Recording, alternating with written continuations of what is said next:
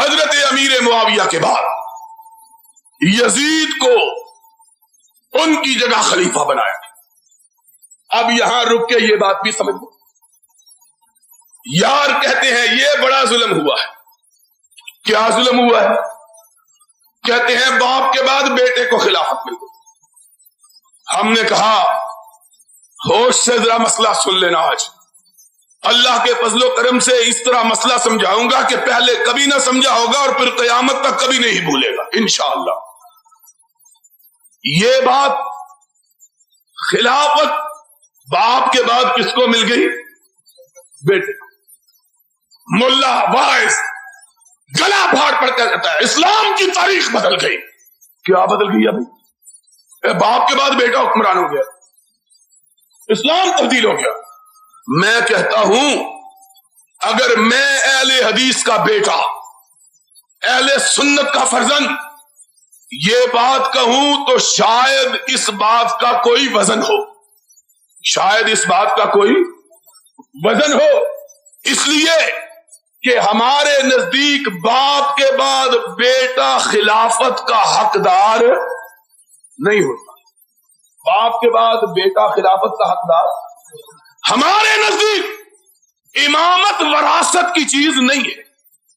ہمارے نزدیک امامت وراثت کی چیز اس لیے کہ کائنات کے انسان جب فاروق اعظم کے آخری لمحات میں فاروق اعظم کی بارگاہ میں آئے اور آ کے کہا فاروق اس دنیا سے جا رہے ہو, اپنے باپ اپنے بیٹے عبداللہ ابن عمر کو جو سرور کائنات کا صحابی, نبی کے پیچھے نمازیں پڑھنے والا, حضور کی قیادت میں جنگیں لڑنے والا, سرور کائنات کی زبان اقدس نے جس کی تعریف کی ہے, اس کو مومنوں کا امیر بنا دو. تو فاروق نے آنکھ اٹھا کے جواب دیا نہیں نہیں, میں قیامت کے دن اپنے رب سے یہ نہیں سننا چاہتا کہ میرا رب جب مجھ سے پوچھے کہ عمر امت کی بھاگ دوڑ کس کو دے کے آیا تھا, تو میں یہ نہیں سننا چاہتا کہ جواب میں یہ کہا جائے کہ اپنے بیٹے کو دے کے آیا تھا. نہیں نہیں, میں کہنا چاہتا ہوں رب کی بارگاہ میں اللہ میں اس کمیٹی کو سونپ آیا تھا جس کمیٹی کے ارکان کو تیرے نبی نے اپنی زبان اقدس سے جنت کی بشارت عطا فرمائی تھی, اپنے بیٹے کو نہیں دینا چاہتا. اور جس نے اصول وضع کیا تھا, سن لو آج اللہ کی رحمت سے یہ مسئلہ بھی, جس نے کنبا پروری خیش پروری کی جڑ کاٹی تھی یہ کہہ کر کہ جب وقت آخر آیا مجوسی نے آپ کی پشت مبارک پہ خنجر کا وار کیا, آپ زخمی ہو کر گرے, موت کی بے ہوشیاں طاری ہوئی, تو آپ نے اس وقت ان لوگوں کو بلایا جن کو نبی کائنات نے نام لے کے جنت کی بشارت دی تھی. کل کتنے لوگ تھے؟ 10. فاروق کے زمانے میں کتنے زندہ تھے؟ 7. 8ویں خود فاروق تھے, 7 تھے زندہ, 8ویں خود, کل 10 تھے. ایک صدیق اکبر, فاروق اعظم, عثمان ذی النورین, علی مرتضی, طلحہ, زبیر, عبد الرحمن ابن او, حضرت ابو عبیدہ ابن جراح اور حضرت سعید ابن عاص رضی اللہ تعالی عنہم اجمعین. صدیق بھی فوت ہو چکے تھے اور حضرت ابو عبیدہ ابن جراح رضی اللہ تعالی عنہ بھی فوت ہو چکے تھے. باقی کتنے؟ 8. باقی کتنے؟ 8. ان میں سے 8ویں خود حضرت فاروق اعظم. باقی کتنے؟ 7. بلایا 7 کے 7 کو اور 6 کے لیے حکم دیا کہ ان میں سے کسی ایک کو خلیفہ منتخب کر دے. منتخب کتنے چھوڑے؟ 6. باقی کتنے تھے؟ 7. کل کتنے تھے؟ 7. خلافت کتنے لوگوں میں محدود کی؟ 6 میں. 7واں کو کیوں نکالا جانتے ہو؟ 6 کو مقرر کیا، عثمان کو، علی کو، کتنے؟ 2. طلحہ اور زبیر. 4. عبد الرحمان اور سعد ابن ابی وقاص. 6 کو مقرر کیا، 7ویں کو نکال دیا. پوچھنے والے نے پوچھا ان 6 کو کیوں مقرر کیا؟ کہا یہ وہ ہیں جن کا نام لے کے نبی نے جنت کی بشارت دی ہے. رب پوچھے گا امت کی باغ دوڑ کے لیے کن کو مقرر کیا؟ تو میں کہوں گا اللہ ان کو جن کے نام لے کے تیرے نبی نے جنت کی بشارت دی تھی. انہوں نے کہا 7واں بھی تو ہے.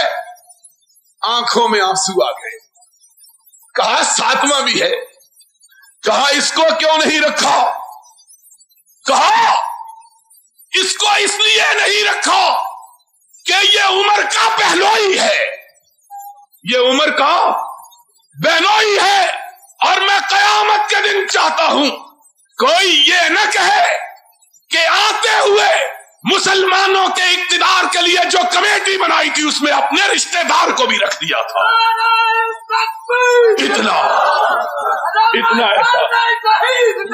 اتنا احساس کہ اپنے رشتہ دار کو نبی کی زبان اقدس سے جنت کی بشارت پانے کے باوجود خلافت کمیٹی میں رکھنا گوارا.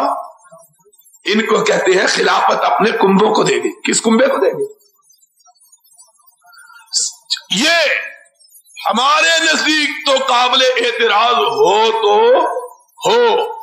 تمہیں کیا ہے کہ باپ کے بعد بیٹا؟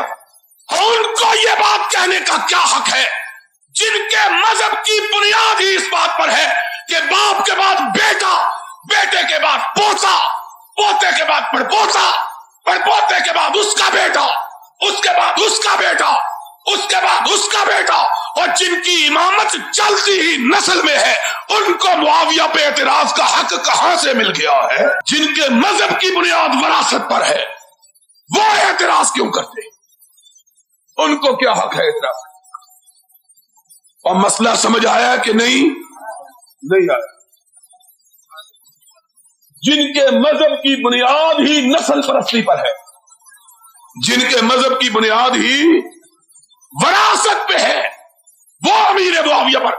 اور اگر امیر معاویہ کے بعد انہوں نے اپنے بیٹے یزید کو خلافت دے کر کسی غلطی کا ارتکاب کیا تھا تو میں تم سے یہ پوچھتا ہوں، ہم سے نہ پوچھو، تم سے یہ پوچھتا ہوں کہ حضرت علی کے بعد پھر ان کے بیٹے حضرت حسن کو کیسے خلیفہ بنایا گیا؟ اگر یہ بات غلط تھی تو اس کا ارتکاب معاویہ سے 20 برس پہلے حضرت علی نے کیا رضی اللہ تعالی.